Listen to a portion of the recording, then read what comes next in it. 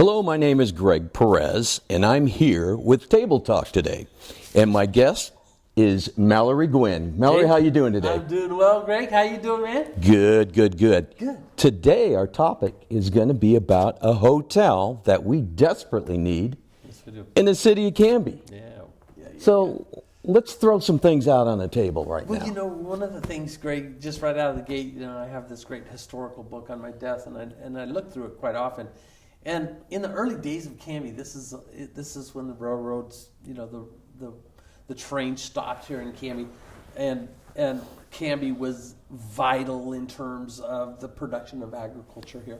There were hotels lined up on the tracks, right? I mean, just everywhere. And in one picture, there's three right together. And so you wonder, so with so few people back then, why did a hotel why did it make sense then and not now? Due to the fact that they had traffic going through, and we have traffic going through. We do. 20 to 30,000, don't quote me, 20 to 30,000 vehicles a day. Yeah. They go right through. And we have one box here, and that's it, to stay in overnight. Yeah, and it doesn't make sense, especially when you look at what the events that bring in people into Canby, the Clackamas County Event Center. Now let's walk through some of those, just for practical purposes. Well, before we go there, let's talk about what we lose in the area by not having one. Yeah, it's pretty substantial when you think about when you have a hotel and what that means. It's not just the hotel and a transit room tax that really funds tourism. That's a piece of it. But when you think of sending somebody out of town to stay out of town while they're visiting, let's say, our community, what do we lose? We lose the food, the lodging, right? The lodging, the shop, the just to go to the store, the hotel tax, right? And when I'm staying in another town, I always go to a grocery store because I want, little ancillary items and those types of things. So you lose that. The gasoline that might be purchased right here. And you might end up shopping right there. Exactly. Boutique shopping, which is great here in Canby. We've got a lot of cool boutique shops. And you really literally lose all of that. And I would estimate $1.5 million. $1.5 million a year Canby loses. Just right here in sales to our shops, restaurants, gas stations, those types of things right here in Canby. So, and it's not just a small group of people, right? In order to lose that much money, you have to have a lot of people that are coming here. So let's talk now about the people that come here. You know the Clackamas County Event Center alone brings anywhere from 300 to 350,000 people every year right into Canby. And that's throughout the year, so it's not one big bunch. Yeah. So if there were a hotel here, they would have lodging throughout the year. Absolutely. And some of the events, the dog, what else? Yeah, the dog show, you've got like 5 times a year, you got the big gun and knife show, you've got Home Orchard Society, you've got obviously the rodeo and fair that go on here, and a big portion of those numbers are the rodeo and fair, and that's just a few. You have Flock and Fiber, you got the bazaars, you've got the car swap parts, meets, the swap meets, right, those types of things. And like you said, those are just spaced throughout the year. One of the big ones, the Master Gardener's Fair. Absolutely. Right? Huge thing. I know that next year, the Junk Refund, Cheryl Frampton is putting on a 2-day event at the fairgrounds. On top of her event downtown. And that drew what? Right? 6,500 people downtown. Just this last year, right? This event. And what did that create? So in our community? It was a huge thing, a lot of buzz, but that was right during Fair Week too. So it was not just the fair people, it was in addition to the fair. What it caused was people to go into Canby, to downtown, and spend money. At both ends of town, absolutely, which is huge for us. But look at Swan Island Dahlias, for example. They brought in, they have a festival 2 weekends of the year, and that festival, just in the 2 weekends, 50,000 plus people came into Canby just for that one thing. And they could have stayed the night and come back again to finish up looking. No, totally. But there's no lodging. Absolutely. And we lost it. Now, and given the extent of the Dahlia season, they bring in additionally another 30,000 people just to tour the fields. That's in addition to the 50,000 that the festival brings in. So you're looking at 80,000 plus people every year, just that one business that brings into town. So some other ones, you mentioned Junk Refund.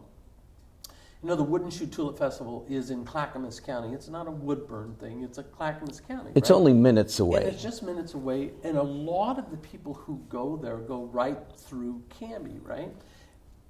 There is this year, 150,000 at a minimum came to the Wooden Shoe Tulip Festival. 200,000 probably was the more accurate number. Mm-hmm. And these are people that are coming through town, that are looking for a place maybe to eat before they get there because they know maybe lines are going to be long at the festival, buying gas, all of those things. So what can we do then as a community? I guess the question is how do you do it? How do we start that process? How do we make it attractive for a hotel to look at Canby and say, yeah, we need to spot a hotel right there, right? So what would you think that they would have to look at? You'd have to look at the downtown area, which has to have businesses to draw for people to stay, to want to come here. Sure. So one of the things we need to do as a community and business community is we all need to work together when we have one big festival going on. Yeah. You can explain that one. Well, that's a huge thing. And the downtown core area, we'll call it Main Street because that's the kind of the program that's under, is the hub, right? But we also have both ends of town that are huge pieces as well. But one of the things that I notice when I visit other towns, looking at tourism and those types of things, is that the community of citizens and the business community itself, they adopt whatever it is coming into town. Let's say it's the Flock and Fiber Festival, right? And which is a huge thing. Connected to the businesses. And then how do you connect that? And how do the businesses themselves say, this is Flock and Fiber weekend, we've got a Flock and Fiber special right here in our restaurant. In fact, you could even name something. A drink after that. Exactly right. And give a 10% or give a coupon or something and connect it all together. Yeah, but not just one businesses, all the businesses, whether it be retail, gift shop. To make it really work, it has to be a collective thing. Tourism is a huge thing. And we've just talked about a few things, but let me talk about something that hasn't even started yet, but it's going to be a major piece. In Oregon City, as you well know, we have the old Blue Heron buildings, and those have been purchased. So that's under tremendous planning right now to be a major tourist attraction. They're going to take at least 4 of those buildings that are structurally sound, and they're going to, as kind of the skeleton, and they're going to refurbish those buildings and make those boutique, retail shops, offices, those types of things. That's down there in the future, but within the next 4.5 years. We need to tie in. Oh, no, absolutely. Within the next 4.5 years, they have what's called the Falls Walk, and it's going to be a walkway that literally is going to put you right at the falls, and you see the basalt falls. You know, when you go by it, you just kind of see the concrete, and you really don't see the natural. Well, you're supposed to be driving and looking straight ahead. Right, exactly. I always rubberneck. Eyes on the road. But literally, when you walk out there, and I've toured that facility, and you walk right out to the falls, and it's an incredible view, right? Well, that is just, they're already starting the process on that. The money's in place. They're working on it. So within just 4 short years, right? And that is a short time. That's a sneeze. That's going to be available. So we're about 8 miles away. Canby's about 8 miles away from that attraction. This is not just an Oregon City attraction. This is an international attraction because it's gaining international attention. You have the core, and everybody comes to the core like they do Portland. Exactly right. And we would be the same thing coming in. Exactly right. Would be interesting if they did a river walk to Canby. Well, wouldn't that be good? With a park. Oh, absolutely. I mean, there's so many offshoots that can happen there. And so that's going on. That hub, that thing is happening. And to me, it's like, how do we pull people together and for a couple of things. Number one, how do we create our own mechanism for tourism out of that and begin to feed that, right? And why not originate right here in Canby? Why wouldn't we be thinking small tour buses right here in Canby, or bicycling tours to that area right here in Canby? From the hotel. From the hotel, if you want to, or a fine restaurant, any place, or it could be from the event. It really doesn't, just someplace, right? Just someplace where we say, let's get this thing going collectively. And going back to the events that are already here, look, really, it's about 600,000 to 700,000 people all together. Canby every year, every single year, without doing anything else. It's already established. We haven't even promoted it. No. It's there, and we need to put the pieces of the puzzle together. Absolutely. Look at the cruising car show. Cutsports Cruising, right? Look at the 3-on-3 basketball tournament. Nothing but we didn't even catch the numbers on that. Rotary, right? And it's just one after another, after another, after another. And our Independence Day celebration is fabulous, and we get a lot of people coming in from out of town just on that single day. Some of the numbers that we haven't really talked about, they're smaller numbers, but they're numbers, and they're every year.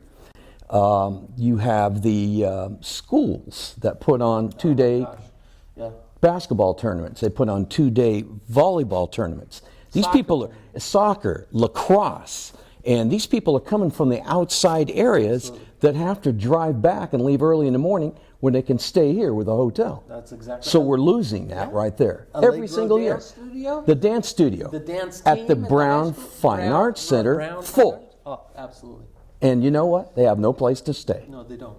It's something that we need. We're not even taking care of our corporate businesses. Right. Wilson Construction, American Steel, JV Northwest, Shimatsu. They have recycling. There's so many great industrial and manufacturing companies.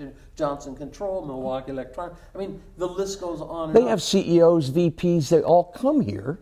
Absolutely. But they got to leave the area. And we send them away. We're throwing money away each time. In my first 6 months of being the chamber director, I got a call from Mrs. Hawkins, who's the wife of Paul Hawkins, who owns Hawkside, him and his son, Chris. Computer. And, or maybe it's Sean, I'm sorry. But anyway, got a call from her, and she said, I just want to ask you, when are we going to get a hotel in town? We bring in people every week into our business, vendors, potential customers, those types of things, and literally we have to send them out of town, to stay. And it's like it's kind of an embarrassment. Well, it's a crime, really, and it's a crime of sorts that we don't take into consideration collectively and say, listen, come hell or high water, we're going to get a hotel here. Now, how to do that? How to make that happen? I think it's incumbent on the business community. It's incumbent on the Chamber of Commerce. I think we need to garner support from the City Council, the Mayor. I know we've had multiple conversations. Renata Mengelberg, Economic Development, Rick Robinson, who's the City Administrator. We've had multiple conversations about how we can do this. Now we need to pull it together. And now if we can just bring ourselves together, right? That's really what it needs. And I think, the City Council talked about tourism last City Council meeting, and I wasn't there, but I watched it on CTV5.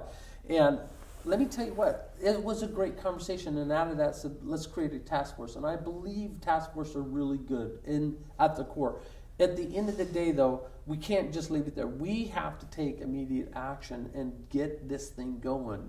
And because if you bring the tourism here, where are they going to stay? Well, and they can't spend money, right? And so the hard truth to swallow is the tourism is already here. Exactly. So we are, and we have the cart in front of the horse, but it's good. But now we just need to circle around. Exactly. And bring it together and absolutely.